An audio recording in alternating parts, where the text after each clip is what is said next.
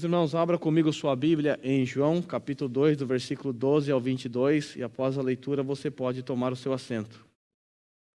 Evangelho de Jesus, escrito por João, capítulo 2, do versículo 12 até o versículo 22. Diz assim a palavra do Senhor. Depois disso, ele desceu a Cafarnaum com sua mãe, seus irmãos e seus discípulos. Ali ficaram durante alguns dias. Quando já estava chegando a Páscoa judaica, subiu a Jerusalém. No pátio do templo, viu alguns vendendo bois, ovelhas e pombas e outros assentados diante de mesas, trocando dinheiro. Então ele fez um chicote de cordas e expulsou todos do templo, bem como as ovelhas, os bois, espalhou as moedas dos cambistas e virou suas mesas. Os que vendiam pombas disse: tirem estas coisas daqui. Parem de fazer da casa de meu pai um mercado. Os seus discípulos lembraram-se que está escrito: o zelo pela tua casa me consumirá. Então os judeus lhe perguntaram: que sinal miraculoso o Senhor pode mostrar-nos como prova de sua autoridade para fazer tudo isso? Jesus lhes respondeu: destruam este templo e eu o levantarei em 3 dias. Os judeus responderam: este templo levou 46 anos para ser edificado e o Senhor vai levantá-lo em 3 dias? Mas o templo do qual ele falava era o seu corpo. Depois que ressuscitou dos mortos, seus discípulos lembraram-se do que ele tinha dito. E então creram na Escritura e na palavra que Jesus dissera. Pode tomar o teu assento. Meus irmãos, nós estamos diante desse texto que certamente é um dos textos bem conhecidos da palavra de Deus, que é denominado a purificação do templo. Como vocês puderam ver, é aquele texto em que o Senhor Jesus Cristo vai até o templo e ele tem uma atitude um pouco diferente do que a gente está acostumado a ver em Jesus. Geralmente nós vemos Jesus um ser calmo, pacífico, e de repente nós nos deparamos com um texto como esse. Jesus está ali virando as mesas dos cambistas, pegando um chicote, expulsando os animais e até mesmo as pessoas que estavam ali naquele templo. Quando Jesus viu isso, quando Jesus viu essa atitude desses cambistas e também dos que estavam vendendo animais, houve uma reação da parte de Jesus. Jesus teve uma reação muito enérgica e muito drástica. E eu quero tratar com vocês hoje, basicamente, acerca da reação de Jesus, da resposta dos religiosos e a última resposta que Jesus dá em contrapartida à questão ou o levantamento feito pelos fariseus. Então, eu quero ver com vocês, nesse momento, o que levou Jesus a fazer isso. O que levou Jesus a purificar o templo? A grande questão, meus irmãos, é por que João escolheu essa história? Dentre tantas histórias bonitas acerca de Jesus, de milagres, de curas, João escolheu colocar essa história no seu evangelho. O que João viu aqui?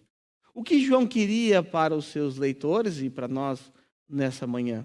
O que queria informar? Qual era o seu objetivo? Nós sabemos que João, quando ele se assentou para escrever esse evangelho, muito tempo após a ressurreição de Jesus, algumas décadas depois, ele se lembrou de inúmeras histórias de Jesus, inúmeros milagres. Ele chega a dizer que se ele fosse registrar todos os milagres, não caberia em todos os livros do mundo. Lógico, é uma linguagem exagerada. Mas João, ele então se senta e ele olha todas as histórias, ele vai nas pastas das histórias lá no seu computador e ele começa a pensar quais histórias ele vai selecionar para colocar no seu livro. E a base dessas escolhas, dessas histórias, estava no seu propósito para os seus leitores. Nós sabemos que o objetivo de João era apresentar Jesus como o Cristo, o Rei e o Filho de Deus. Nós sabemos que esse é o objetivo de João. Então, João, quando ele viu esse episódio, ele viu essa história, ele percebeu 2 coisas ali. Ele percebeu a messianidade de Jesus, agindo com autoridade, e também ele viu, sobretudo, a divindade de Jesus. Porque a divindade de Jesus foi percebida nesse texto pelo zelo que Jesus teve para com a casa de Deus. Eles até citaram um salmo: zelo por tua casa me consumirá. Então João, ele percebeu isso, os discípulos também, o texto diz que os discípulos viram isso. Eles ao olharem essa cena, João percebeu divindade em Jesus, pela maneira como ele agiu ali, o zelo pela casa de Deus. Vale lembrar, irmãos, que aquela época era uma época de transição. E naquela época, o templo era o lugar onde a adoração era centralizada. Era o lugar onde a presença de Deus se manifestava de forma focalizada. Tanto é que no tempo de Moisés, houve uma ordem dada por Deus para se construir um templo móvel. E esse templo é chamado de tabernáculo. Tabernáculo significa habitação, porque seria o lugar onde Deus habitaria. Deus determinou que as coisas fossem assim na antiga aliança. Então tudo era centralizado em Jerusalém. Vale lembrar disso. Você vai perceber que no templo ocorreram inúmeros episódios da vida de Jesus. Jesus certamente todo ano ia para o templo, porque era isso que os judeus faziam. E agora nós estamos perto de uma das festas mais importantes, se não a mais importante para os judeus, a festa da Páscoa. E todos os judeus de todas as partes do mundo iam para Jerusalém para celebrar a Páscoa, para adorar a Deus e também para levar a sua contribuição anual, um tributo que era necessário pagar no templo, para a manutenção do templo. Então eles aproveitavam a Páscoa e levavam então o seu dinheiro, a sua prata, para pagar esse tributo e também fazer o seu sacrifício. Esse é o contexto. Aí João viu a reação de Jesus, nós vamos ver por que ele teve essa reação, mas João percebeu a reação de Jesus e ele sacou algo. O zelo pela casa de Deus. Olha como Jesus tem zelo pelas coisas do seu Pai. Ele é o Filho de Deus. Ele é o próprio Filho de Deus. Se nós lermos qualquer história de Jesus no Evangelho de João, se nós não sentirmos o cheiro da glória divina de Jesus, ou não percebermos o brilho da sua coroa, a sua coroa real, isso significa necessariamente que nós não entendemos o texto que estamos lendo em João. Porque João, ele selecionou de todas as histórias, aquelas histórias que ressaltavam a glória de Jesus, que mostravam o seu esplendor e a sua realeza. E aqui nós estamos diante de um texto assim. Então o texto que está diante de nós disse que a Páscoa estava chegando.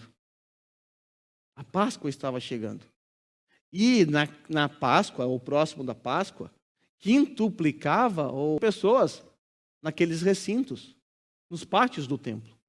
Então veja bem, Jesus, ele saiu de uma aparição privada, né? Nós vimos na semana passada que foi num casamento em que ele iniciou o seu ministério, uma festa privada com algumas pessoas. Agora ele vai para Jerusalém, na principal festa dos judeus, onde acumulava inúmeras pessoas ali. E ali ele faz isso. Ele realiza esse sinal, ele realiza essa obra, a purificação do templo. Mas um ponto que eu quero esclarecer, explicar para vocês, é com relação ao templo. Porque quando eu era criança, eu ia na igreja, eu ouvia falar de templo, Jesus foi no templo, Jesus falou alguma coisa no templo. O que vinha na minha mente era que Jesus foi num ambiente como esse aqui, chegou num púlpito, abriu ali o Velho Testamento e tinha um monte de gente sentada nas cadeiras, como vocês estão aí, e ele começou a falar. Porque essa é a mentalidade que as pessoas têm de templo, geralmente. Elas não conseguem visualizar ou vislumbrar o que estava acontecendo ou qual era o pano de fundo histórico. O templo ele vai aparecer em inúmeras histórias do Novo Testamento, porque ele é um dos maiores panos de fundo das histórias de Jesus. Jesus foi tentado no templo, houve curas no templo por parte dos discípulos, né? O coxo foi curado na porta Formosa por Pedro, a tentação, as 3 Páscoas registradas por João estão aqui registradas, Jesus foi apresentado no templo, ou seja, o templo vai aparecer a todo momento. E uma das maneiras da gente conseguir entender o texto bíblico e extrair do texto bíblico as suas verdades é você imergir no contexto deles. É preciso transportar a nossa mente para a época deles. Tentar entrar na cabeça deles para que a gente consiga entender como as coisas funcionavam naquele tempo e assim venhamos a entender a palavra de Deus. Lembre-se, ela foi escrita num contexto totalmente diferente do nosso. Sendo assim, que vocês guardem essas imagens aqui que eu vou apresentar a vocês, fixe isso na mente, porque nós vamos precisar dessas imagens para que vocês entendam as outras histórias de Jesus. Jesus participou, depois que iniciou o seu ministério terreno, de 3 Páscoas, porque o seu ministério terreno durou 3 anos. Então nós vamos ver a Páscoa no capítulo 6, depois vamos ir lá no final do Evangelho de João de novo, no templo, e outras histórias também. Eu quero que você fixe isso na mente de vocês, para que vocês não tenham uma imagem equivocada ou errada daquilo que Jesus fez aqui. Tá? Então, deixa eu mostrar a vocês, eu quero que você preste atenção nessa imagem do templo, como ele era nos dias de Jesus. Nessa imagem, eu quero que você preste atenção no tamanho das casas. Então, você já pode tirar da sua cabeça a imagem de que o templo é um recinto como esse. Era uma construção magnífica. Olha para o mapa aí. Ele ocupou 1/3 dessa região. Era algo extremamente grande. É um templo que demorou 84 anos para ser concluído. Ou seja, é muito tempo, porque olha o tamanho disso. Nós vimos aqui no texto que nós lemos que nos dias que Jesus esteve ali, esse templo tinha apenas 46 anos. Isso significa que ainda estava na metade da sua construção. Mas ainda assim era um templo magnífico. Era algo fantástico. Era algo grandioso. Vale lembrar que lá no finalzinho do capítulo 23, Jesus diz ali no pátio do templo algo do tipo: essa casa ficará deserta. E os discípulos ficaram na dúvida: o que será que Jesus quer dizer com isso? Será que vai destruir? O que vai acontecer? E aí então, eles andam com Jesus pelo templo e começam a falar: olha, Senhor, que templo bonito. Veja, que construção magnífica. Para ver se Jesus fala alguma coisa. E aí Jesus responde: não ficará aqui pedra sobre pedra. O que a gente pode perceber é que, da ótica dos discípulos, o templo já era uma construção fantástica, uma grande obra de arte. Esse templo que vocês estão vendo aí, ele é conhecido como o templo de Herodes. Bom, Herodes foi alguém que deu de presente aos judeus esta reforma, essa grande reforma. Ele não criou e não inventou esse templo. Esse templo ele foi reformado no lugar que havia sido estabelecido já por Salomão, na construção do templo. Nós sabemos que esse templo foi destruído quando houve a invasão do Império Babilônico. Nós sabemos que esse templo foi reconstruído depois. Nós sabemos também que esse templo foi abandonado de novo. Quando você lê lá em Malaquias, o autor questiona: o templo não tem telhado, não tem nada, mas vocês estão construindo casas. O templo estava abandonado, largado. E aí nós chegamos na época em que Roma domina Israel. Herodes não era uma pessoa boa. Pãozinho, né? Deu um tempo, um presente. Né? Não, ele não era uma pessoa boa, ele era uma pessoa perversa. Quando você tiver um tempo, estude um pouquinho sobre a história de esse Herodes o Grande. Mandou matar pessoas da sua própria família, esposa, filhos. Era alguém sanguinário. Então não pense que ele era uma pessoa generosa e boazinha que deu um templo. Na verdade, ele fez um acordo político com eles. Eu vou dar a vocês o templo. Em troca, vocês vão pagar tributos e vão se submeter pacificamente à autoridade de Roma. Se vocês violarem esse acordo, vocês perderão aquilo que é mais importante para vocês, o templo. 3 coisas eram importantes para um judeu: o templo, o seu território, a sua terra e a sua lei. No cativeiro, eles perderam o quê? O templo e o seu território. Mas permaneceram com a lei, ainda que foi abandonada por um período. Mas a lei permaneceu. E agora Herodes, então, nesse ato político, ele começa a reformar esse templo, usando a mão de obra dos judeus, escravo, é claro. Mas ele consegue fazer algo fantástico. consegue construir esse magnífico templo. Ele fez isso, esse acordo de paz, porque ele sabia que mexer na religião dos judeus não era uma coisa boa, não era uma boa ideia. Não era uma boa ideia, porque no 3º século antes de Cristo, os gregos tentaram fazer isso com Antíoco Epifânio, e não deu muito certo. Não deu certo. Os judeus eles se levantaram ali com Judas Macabeus e não deu muito certo.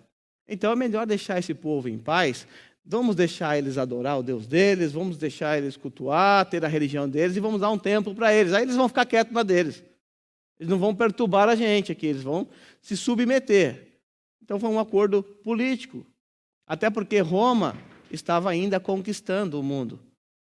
E os seus olhos, os olhos de Herodes, estavam voltados para a África. Então, desprender os seus soldados para ir para a África é um perigo. Esse povo é meio doido. Havia uma promessa de um rei que vai surgir aqui para governar sobre eles. Lembra quando é informado, Herodes, não esse, o outro Herodes, é informado que, pelos magos, que um menino nasceu e que ele deveria ser adorado? O que Herodes fez? Mandou matar os meninos. Por quê? Vai que esse menino cresce, vira o rei daqui, esse povo se rebela contra a gente. Então vamos dar um jeito de não permitir que isso aconteça. Então esse é o templo de Herodes. Eu quero aproximar um pouquinho mais para vocês, porque nós vamos vou dar um foco no lugar onde aconteceu esse episódio que nós estamos estudando. Existem 2 palavras gregas para descrever o templo. Uma delas é referente ao templo propriamente dito, o recinto sagrado, que somente o sumo sacerdote podia entrar.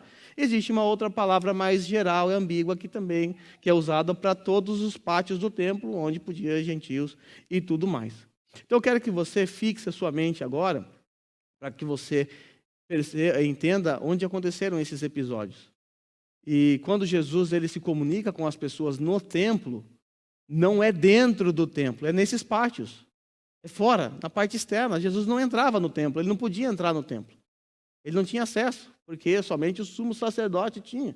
Ainda que nós saibamos hoje que ele é o verdadeiro sumo sacerdote, na época, por conta da sua genealogia, ele não podia entrar, fazer parte, entrar no templo, porque ele não era um sumo sacerdote ou um sacerdote.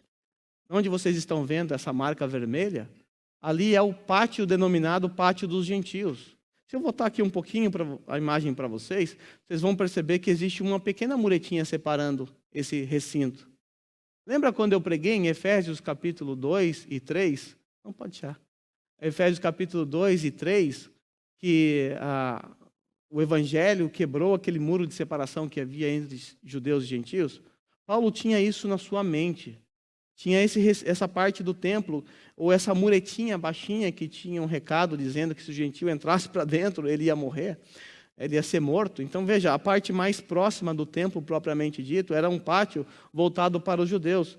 E o pátio mais distante ali do templo era o pátio destinado aos gentios. Nesse templo de Herodes, os gentios podiam adorar a Deus. Havia muitos prosélitos, muitas pessoas que eram judias e creram em Cristo Jesus, então elas se dirigiam também na época da Páscoa para adorar a Deus. Lembra do eunuco? Ele não era um judeu, mas ele era alguém que havia se convertido ao judaísmo, ele estava voltando da sua adoração. Isso acontecia. E onde eles ficavam? No pátio do templo destinado aos gentios. E foi exatamente nesse pátio dos gentios, não sei se o da direita ou da esquerda, mas foi no pátio dos gentios que ocorreu esse episódio de Jesus virar a mesa dos cambistas e soltar os animais. Nesse pátio também havia um espaço voltado para as mulheres. É o pátio das mulheres, que era fechado por um portão chamado Porta Formosa, ou Portão Formosa, em homenagem às mulheres, evidentemente. E atrás nós temos o que era o templo propriamente dito. O templo propriamente dito é esse T ao contrário que você está vendo aí. Agora a grande questão é, puxa Herodes, você fez um templo magnífico, bem grande, mas o templo é pequeno, né? Comparado ao tamanho de todo o templo, é um espaço menor, pequenininho. Por quê? Por que Herodes não ampliou esse espaço? Porque quem determinou as especificações ou o tamanho do templo foi o próprio Deus, quando determinou a construção do tabernáculo. Então, tinha medidas para isso. O que ele pôde fazer é aumentar para cima. Agora, lateral e verticalmente, ele não podia mexer em nada. Por isso, ele manteve o mesmo tamanho. Veja o templo com algumas informações para vocês. Eu não sei se dá para vocês lerem, mas na parte superior do canto esquerdo, você vai ter ali o sinédrio. Jesus foi julgado no sinédrio na noite em que foi traído. Ele foi levado ali. O sinédrio era uma espécie de suprema corte de Israel, em que as causas religiosas e civis também, de acordo com a lei civil de Israel, eram julgadas. No próximo capítulo, capítulo 3, nós vamos encontrar Nicodemos. Ele era um dos que participavam desse sinédrio. Na parte de frente, ainda do lado esquerdo da tela para vocês vão ver ali o pináculo do templo. Lembra? Jesus foi levado por Satanás até o pináculo do templo. E o Satanás disse: lança-te daqui. Deus dará ordem aos teus anjos. E o que Satanás estava propondo para Jesus era algo mortal. Não dá para perceber a altura. Mas daqui a pouco eu vou mostrar para vocês o quanto esse muro era alto. O pináculo era a parte mais alta do templo. Tá? Nós encontramos também, na parte direita, lá na extrema direita da parte superior, a fonte Antônia, ou forte Antônia. Os romanos construíram uma torre, vigia, para vigiar aquilo que estava acontecendo dentro do templo. E também para proteger Israel. Porque todas as vezes que os inimigos invadiam Israel, eles atacavam o templo em primeiro lugar, porque o templo era o coração do judaísmo. Se você acabasse com o templo, você acabava com a esperança judaica. Então os romanos, para se proteger dos ataques inimigos, criaram essa fonte Antônia para a proteção e para vigiar o pátio do templo. Se acontecesse alguma rebelião, eles entravam com força total e destruíam, prendiam, matavam as pessoas. Isso nos mostra que a atitude de Jesus, apesar de parecer tão radical, ela não foi tão assim assustadora. Porque se fosse, automaticamente os romanos teriam entrado ali e feito alguma coisa. Então Jesus, ele de fato teve uma ação um pouco enérgica, mas não é tão extremada como a gente imagina. Porque se acontecesse qualquer coisa, ali no pátio do templo, eles entravam rapidamente, soldados, e levavam preso e tomavam as suas ações. Tá? Então esse templo aqui, como eu disse a vocês, ele foi construído tendo como base o tabernáculo que foi ordenado por Deus na antiga aliança. Então você pode perceber que no tabernáculo nós temos 2 recintos, um recinto chamado Lugar Santo, que é o da frente, o maior, onde tinha do lado direito a mesa dos pães, do lado esquerdo o candelabro, e na frente você tinha o altar do incenso. E atrás de uma cortina, atrás dessa cortina que aparece aí, nós tínhamos o lugar chamado Santíssimo Lugar, ou Santo dos Santos, em que permanecia a Arca da Aliança. Aí quando nós voltamos para o templo, vamos fatiá-lo um pouquinho para que você veja como ele era nos dias de Jesus, nós vamos perceber que havia os mesmos utensílios. Você está percebendo aí que existe candelabro, existe a mesa do incenso, existe a mesa dos pães, mas está faltando algo aqui nessa imagem. O que é que está faltando? Está faltando a Arca da Aliança. Você deve se lembrar, que eu tenho certeza disso, que quando eu preguei sobre João Batista, Zacarias, o pai de João Batista, ele ia até o recinto chamado Lugar Santo, acender o seu incenso, trocar a mesa dos pães, ali trocar os pães, colocar azeite nas lamparinas, e só isso que ele fazia. Né? E o anjo do Senhor falou com ele à direita do altar, o altar do incenso, esse que está à sua frente. Na época de Jesus, a Arca da Aliança não estava mais entre os israelitas. O que aconteceu com ela? Não sei.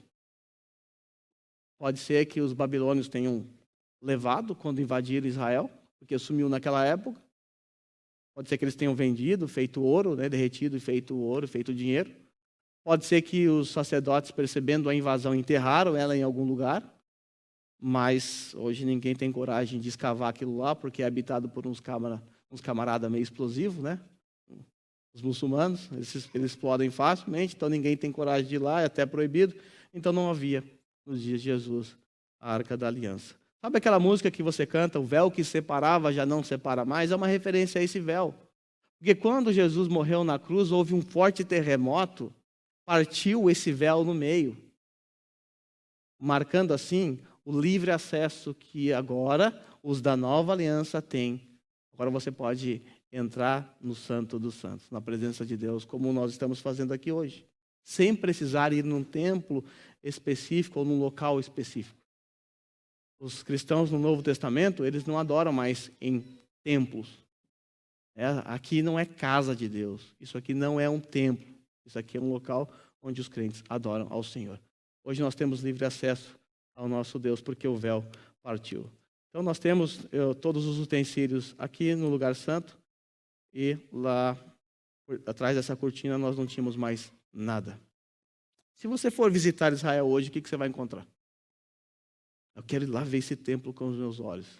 Você pode até ir, mas você não vai encontrar mais o templo lá. O que você vai encontrar? Apenas o muro, que é conhecido como o Muro das Lamentações. Só sobrou um muro daquele templo. O que aconteceu com esse templo? No ano 66, os zelotes, eles entenderam que era hora de tomar o poder de Roma, na força do seu braço. Então eles cercaram o Império Romano ali via mar e atacaram. Não deu para o cheiro, né? Foram massacrados. Mas isso suscitou no coração dos judeus uma espécie de patriotismo exacerbado, um desejo de que as coisas aconteçam, porque afinal nós estamos ainda debaixo do Império Romano. Temos paz aqui, é verdade, liberdade, temos. Mas nós queremos um rei que domine, que governe sobre nós. Nós não queremos Roma. Então, inúmeras rebeliões foram acontecendo do ano 66 até o ano 70. E o Império Romano, percebendo que as coisas estavam piorando, decidiram então tirar de Israel aquilo que era mais importante para eles, o seu templo. Então o general Tito, ele recebe ordem do alto comando, cerca Jerusalém, invade o templo, destrói o templo por completo, deixando só isso que você está vendo aí, um muro, que hoje é conhecido como o Muro da Lamentação, que o judeu põe seu pedido de oração ali. Só para que você tenha uma ideia da altura do templo, do muro do templo. O pináculo era mais alto do que isso. Então, quando Satanás disse a Jesus, lança-te daqui, era mortal. É impossível sobreviver, era mais alto que um prédio de 5 andares. Então, era algo fantástico, o tamanho das pedras, uma construção magnífica, e foi isso totalmente destruído. Para piorar a situação, os muçulmanos invadiram aquilo ali, tomaram, e hoje nós encontramos naquele lugar um lugar sagrado para os muçulmanos. Por isso se diz que aquele lugar é sagrado para todo mundo, para os cristãos católicos que tentaram tomar aquilo, para os muçulmanos e para os judeus. Hoje nós encontramos a cúpula da rocha ou a mesquita de Omar naquele lugar. Esse é o contexto ou o pano de fundo histórico da passagem que nós estamos estudando. E eu peço, por favor, que você guarde todas essas informações, porque eu não vou repetir nos próximos textos em que Jesus entrar no templo. Quero que você fixe essa imagem na sua mente, para que você não faça bagunça na hora de interpretar o texto bíblico. Qual foi a ação de Jesus, então? A ação de Jesus foi purificar o templo. O texto diz que quando já estava chegando a Páscoa judaica, Jesus subiu a Jerusalém no pátio do templo. Nós já entendemos o que é o templo. Agora vamos ver o que é que Jesus viu ali, que gerou essa sua reação. Viu alguns vendendo bois, ovelhas e pombas, e outros assentados diante da mesa trocando dinheiro. Deixa eu explicar algo para vocês, porque muitos cabeças de bagres olham para um texto como esse e condenam, por exemplo, igrejas que têm cantina, igrejas que vendem livros. Nós não temos aqui esse hábito aqui, mas também não teria problema.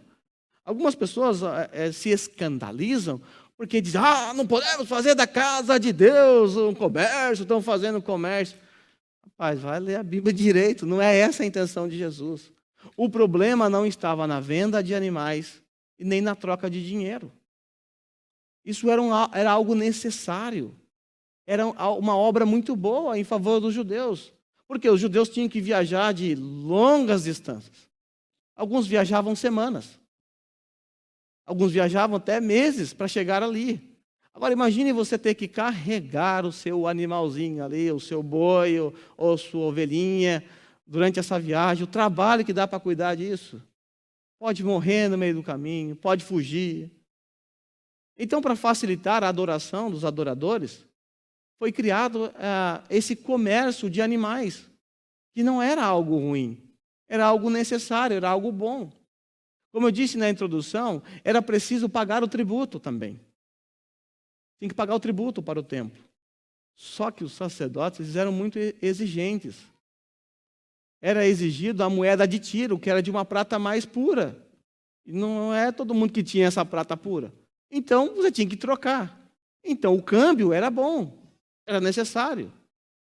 Facilitava a adoração. Então, o problema não estava nisso. O problema, vocês vão perceber, que o problema se deu porque o lugar onde era feito esse comércio foi mudado, foi alterado. Quando a imagem que estava na sua mente tem um muro do templo, existe um portão para a parte de fora. Antigamente, o comércio de animais e o câmbio era feito na parte externa do templo, fora do templo, porque o templo foi feito para a adoração. O que aconteceu foi que os judeus trocaram, transferiram o mercado, o câmbio, para dentro do templo e colocaram no lugar onde os gentios adoravam. Ou seja, os gentios agora não podiam mais adorar a Deus. Por quê? Porque estava tendo um mercado. E na época da Páscoa, quintuplicava o número de pessoas ali. E todo mundo ia comprar o seu animal, todo mundo ia fazer a sua troca. Então, o balido da ovelha, o mugido do boi, a pechincha, né? Vende-se um animal aqui, aquela converseira toda, evidentemente atrapalhava a adoração dos gentios, até porque não existia espaço mais para eles. Ora, veja como foi grave a atitude deles, dos judeus. Eles estavam cerceando o direito do judeu de adorar a Deus. Eles estavam sendo privados, dos gentios, de adorar a Deus. O pátio dos judeus continuou intacto. O pátio das mulheres também. Mas agora não havia mais espaço para o gentio adorar. E Jesus está vendo isso.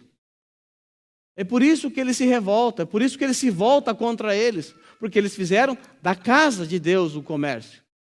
O problema não está no comércio em si, mas está no local onde eles fizeram esse comércio, privando assim pessoas de adorar. Quando Jesus viu isso, então ele tomou uma atitude. Foi lá e purificou o templo.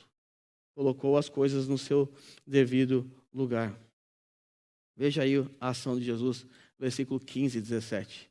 Então ele fez um chicote de cordas e expulsou todos do templo, bem como as ovelhas, os bois, espalhou as moedas dos cambistas, virou as suas mesas. Aos que vendiam pombas, disse: tirem essas coisas daqui, parem de fazer da casa do meu pai um mercado. E seus discípulos se lembraram do que está escrito: o zelo pela tua casa me consumirá. Então Jesus toma essa atitude pelo que eles fizeram com o templo, com a casa de Deus. Eles fizeram um comércio num lugar que estava destinado para adoração. Proibiram pessoas ou atrapalharam a adoração de pessoas que viajavam quilômetros e quilômetros para estar ali. E aí Jesus olhou isso e falou: isso não está certo. Aqui é casa de Deus. Aqui as pessoas vêm para adorar a Deus. Mas os discípulos, nós não sabemos se foi na hora ou depois, é bem provável que depois, a gente percebe constantemente que eles tinham dificuldade de entender as coisas na hora, não os julguem, vocês também teriam. Mas eles se lembraram de algo que está escrito: o zelo pela tua casa me consumirá. Jesus, então, ele foi consumido pelo zelo que ele tinha para com as coisas de Deus, para com as coisas do seu Pai. E aqui nós precisamos abrir um parênteses e olhar para nós. Porque se nós somos filhos de Deus, como de fato nós somos, nós devemos prestar atenção também como nós encaramos as coisas de Deus. Como nós temos zelo pelas coisas de Deus. Como nós temos zelo pelo culto público. Como nós priorizamos a vida cristã. Como nós priorizamos a vida em comunidade. Nós sabemos que não existe mais espaço sagrado. Mas existe, sim, um templo ainda. Não existe um templo físico. Mas Paulo diz, olhando para a igreja de Corinto, que todos eles são o templo do Espírito Santo. Então é importante que eu tenha atenção e que você tenha atenção na maneira como você está tratando o templo ou o outro, ou na maneira como você está adorando a Deus aqui. Lembre-se, meus irmãos, aquelas pessoas viajavam quilômetros para adorar a Deus uma vez por ano no templo. você tem o tremendo privilégio de poder vir aqui todos os domingos para adorar a Deus coletivamente. Você adora na sua casa, no seu trabalho, no seu serviço, ou lá no seu trabalho de escola, mas aqui você adora coletivamente. Isso é um grande privilégio. Então, menosprezar o culto público, menosprezar o irmão, menosprezar o serviço cristão, ou seja, ajudar o outro, ajudar o próximo, ou até mesmo servir na igreja, é um desrespeito para com aquilo que é sagrado. Isso é muito sério. Mas eu quero que você perceba que o que aconteceu aqui, no templo, foi algo que já estava previsto. Já estava nas Escrituras. Em Malaquias capítulo 3, do versículo 1 ao 3, nós já estudamos esse texto aqui quando tratamos acerca de João Batista. É um texto que está preparando o cenário para a chegada de Jesus. E ele vai falar primeiro de João Batista, depois ele vai falar de Jesus. Veja só o que é dito acerca de Jesus em Malaquias, texto do Antigo Testamento. Vejam, eu enviarei o meu mensageiro que preparará o caminho diante de mim. Nós sabemos quem é, João Batista. Então, de repente, o Senhor que vocês buscam virá para o seu templo. O Senhor Jesus chegou no templo. E então, de repente, o Senhor que vocês buscam virá para o seu templo, o mensageiro da aliança, aquele que vocês desejam virá, diz o Senhor dos Exércitos. Mas ele vai chegar, e agora? Mas quem suportará o dia da sua vinda? Quem ficará em pé quando ele aparecer? Porque ele será como o fogo do ourives e como o sabão do lavandeiro. Ou seja, purifica. O fogo serve para purificar o ouro, para remover as impurezas. E o purificador aqui, o que lava com sabão, serve também para purificação. E a respeito dele diz que ele purificará os levitas e refinará como ouro e prata. Assim entrarão ao Senhor ofertas justas. Veja que interessante, essa profecia acerca de Jesus e também de João Batista diz que quando o Senhor chegasse no templo, ele ia purificá-lo, como um ourives que purifica o ouro, como o lavandeiro que lava para purificar. E aí nós olhamos para o versículo 17 e nós percebemos que os discípulos também entenderam isso. Os seus discípulos se lembraram de um outro texto, um salmo, Salmo 69:9, que dizia que o zelo consumiria a casa, o zelo do Senhor pela casa dele seria algo que o consumiria. O zelo pela tua casa me consumirá. E nós encontramos aqui, então, de certa forma, o propósito de João sendo cumprido. Porque a divindade de Jesus foi percebida. Como? Pelo seu zelo. Por ter sido consumido pelo que ele viu. Ele não pôde deixar aquilo passar abatido. Era a casa do seu pai que estava sendo violada, estava sendo desrespeitada. Então Jesus, ele purificou o templo. Mas nós temos também, não só a ação de Jesus. A ação de Jesus gerou uma reação nos judeus. Aí os judeus fizeram o quê? Pediram um sinal. Jesus vai lá, como quem tem autoridade, vira a mesa dos cambistas, expulsa todo mundo. Peraí, quem que deu autoridade para você fazer isso?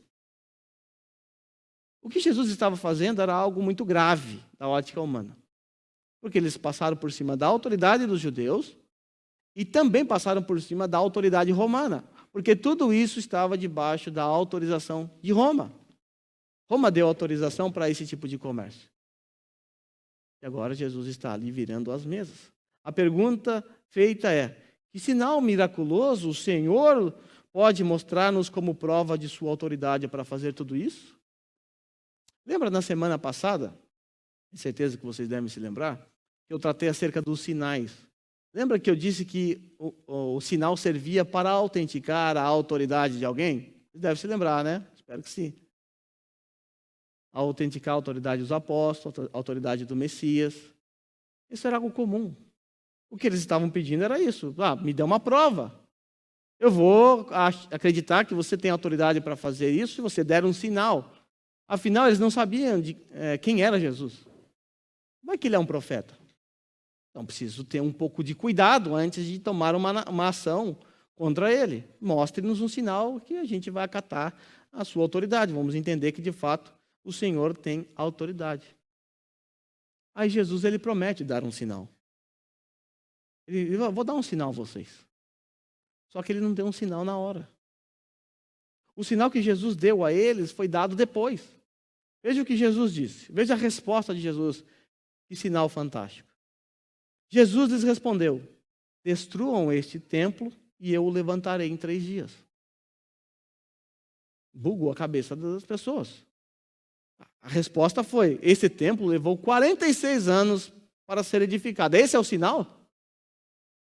O senhor vai levantar em 3 dias? Eita, tem certeza que é esse o sinal mesmo? Olha lá, em 46 anos, hein? É um sinal impossível de ser alcançado por um ser humano, por uma única pessoa. Mas esse é o sinal. Evidentemente, eles não entenderam. Os discípulos também não entenderam. Aí o texto diz que, mas o templo do qual ele falava era o seu próprio corpo. E aí, depois que ele ressuscitou dos mortos, seus discípulos se lembraram do que ele tinha dito. E então creram na Escritura e na palavra de Jesus. Os discípulos se lembraram depois e creram. Mas Jesus estava falando acerca da sua morte e da sua ressurreição. Esse era o sinal que Jesus daria como prova de sua autoridade. A ressurreição, ela atestou a autoridade messiânica. Ela comprovou. Agora vocês estão diante daquele que tem autoridade para virar as suas mesas. Porque o templo é do meu Pai. E eu tenho o direito de agir de qualquer maneira contra vocês, porque vocês estão violando as coisas do meu Pai. Eu tenho que abrir um parênteses aqui para dizer que, por vezes, Deus vira as nossas mesas. Às vezes nós agimos de forma incoerente com a palavra ou incoerente com o padrão estabelecido pelo nosso Pai. Por vezes o Senhor vem e vira a nossa mesa, vira a nossa vida de perna para o ar. Mas Ele tem autoridade para fazer isso. E que bom que Ele faz isso. Porque se Ele faz isso com você, que é um cristão, Ele faz isso porque Ele te ama. Ele faz isso com você porque Ele quer te ensinar algo. Quer que você se volte para Ele. Quer que você se arrependa dos seus pecados. Então, quando o Senhor virar as suas mesas, lembre-se disso. Você precisa corrigir os seus atos, as suas atitudes e se voltar para o Senhor. E não questione a sua autoridade. Ele tem autoridade sobre nós.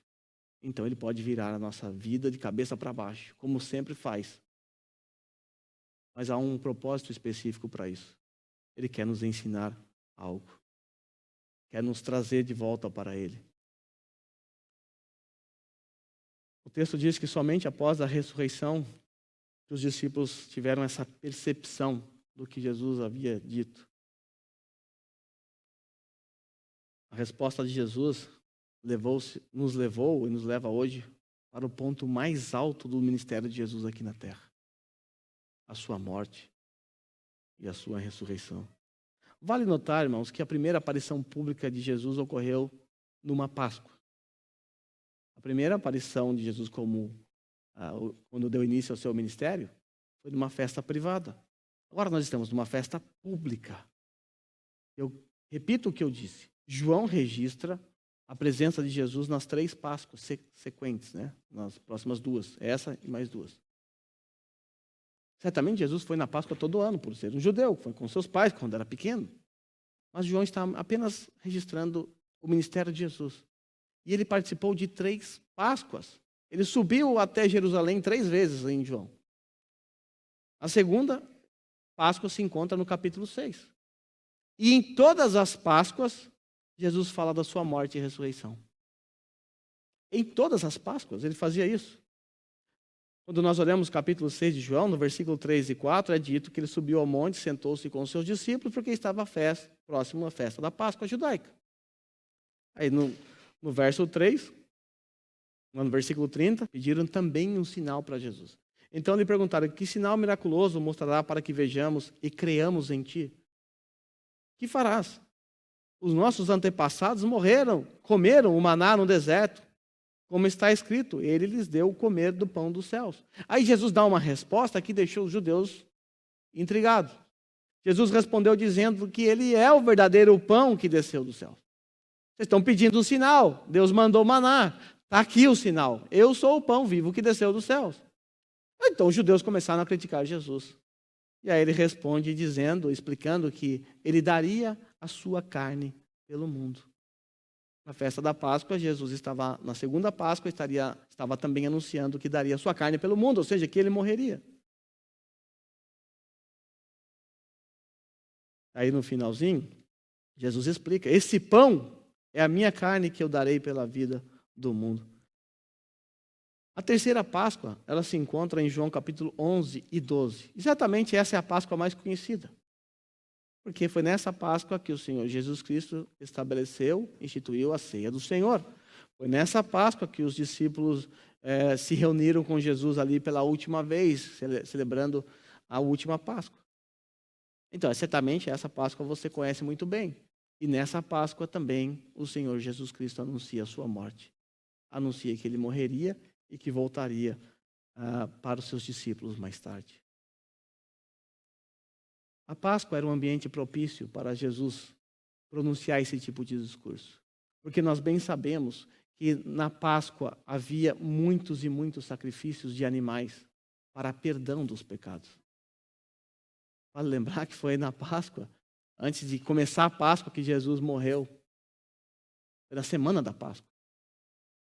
Foi na semana da Páscoa que o Cordeiro de Deus foi imolado, foi morto, teve seu sangue derramado. Era muito propício para Jesus anunciar a sua morte nesse momento, afinal, ele é o Cordeiro de Deus que tira o pecado do mundo. Quando Jesus se reuniu com seus discípulos para celebrar a Páscoa, a última Páscoa, o que eles tinham na mesa? Nós sabemos que tinha vinho e pão. Mas também tinha um cordeiro morto. Tinha um animalzinho morto na frente deles. Era comum comer esse animal no dia da Páscoa. Era uma ordem. Olha que fantástico. Os discípulos estiveram diante de dois tipos de cordeiros.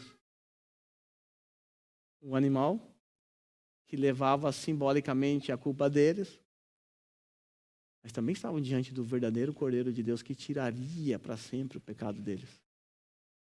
Que traria perdão, que traria redenção. E foi exatamente na Páscoa, dentro desse contexto de que Jesus está anunciando a sua morte. Eu vou morrer, eu preciso morrer. Foi nesse contexto que, de repente, nessa celebração da Páscoa, depois que eles lembraram da história de Israel, que eles conversaram sobre isso, certamente era isso que eles faziam na Páscoa, porque o objetivo da Páscoa era se lembrar daquilo que aconteceu no Egito. Se lembrar daquele resgate de Deus. Lembra quando Deus dá a última praga e diz que vai matar os primogênitos? E manda passar o sangue de um cordeiro nos umbrais das portas para livrar aqueles israelitas da morte, a morte do primogênito. Era isso que eles lembravam.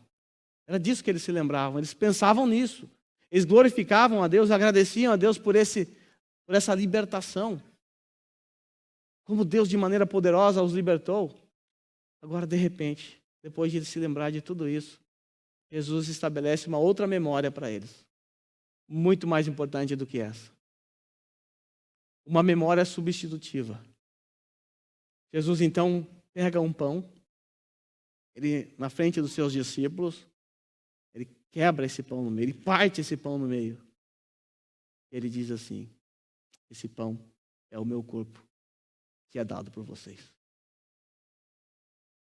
Essa é uma nova memória. Esqueçam a libertação de Israel, porque ali foi para salvar um primogênito. Esse pão que será partido diante de vocês logo mais na cruz, será partido por vós. Por vocês. Algo fantástico. Quando nós celebramos a ceia do Senhor e pegamos na nossa mão o pão, nós não podemos nos esquecer que esse pão representa o corpo de Cristo, que foi dado por nós.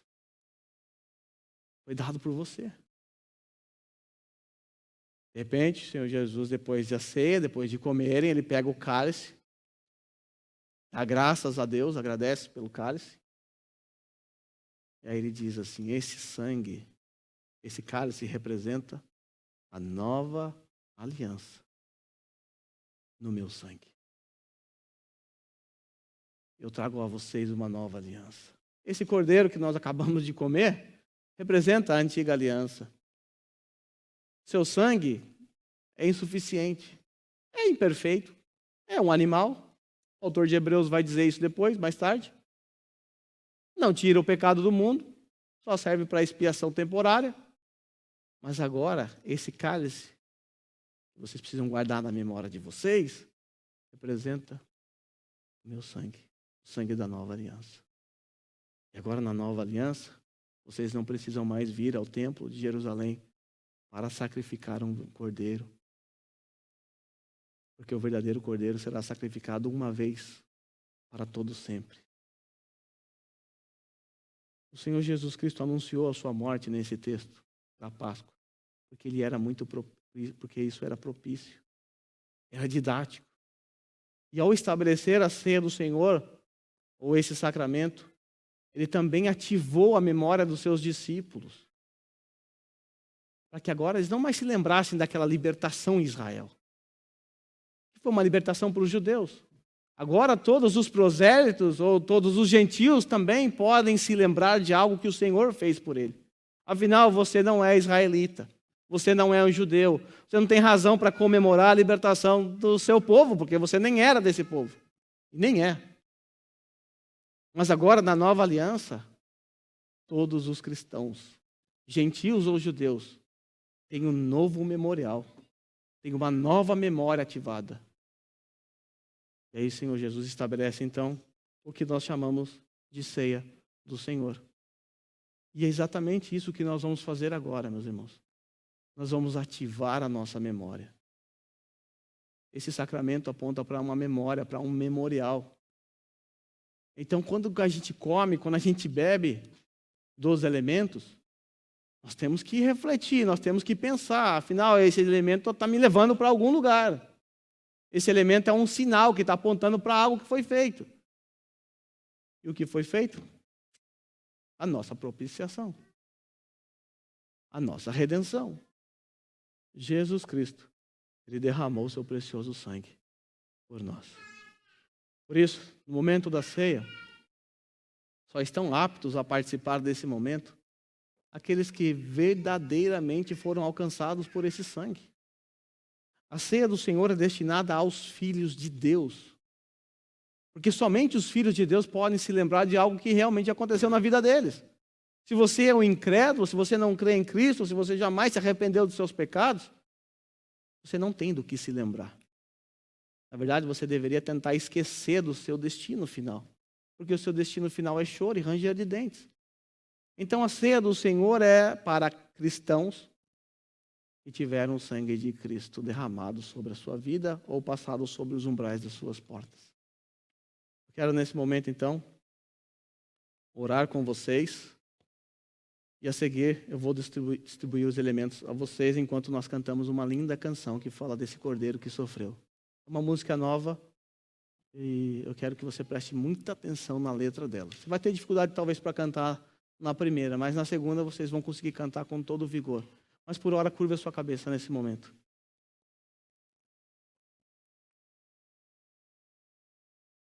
Ó Deus, obrigado por adentrar no nosso mundo. Obrigado por ter andado em Jerusalém, por ter buscado os seus discípulos. Obrigado por tê-los ensinado acerca das realidades espirituais a qual podemos aprender hoje. Obrigado, Senhor, porque a tua morte trouxe liberdade, libertação, trouxe salvação e nos trouxe livre acesso ao Senhor. Obrigado porque nós não precisamos mais de um sumo sacerdote. Obrigado, Senhor, porque nós não precisamos viajar quilômetros e quilômetros para prestar um culto ao Senhor num lugar específico, num tempo específico. Obrigado, Senhor. Nós temos livre acesso a Ti. Podemos fazer isso o tempo todo, a todo instante. Porque nós temos um verdadeiro sumo sacerdote que nos representa, Cristo Jesus, nosso Senhor. Ó Senhor, que esse privilégio seja percebido por nós. Nós nos esquecemos.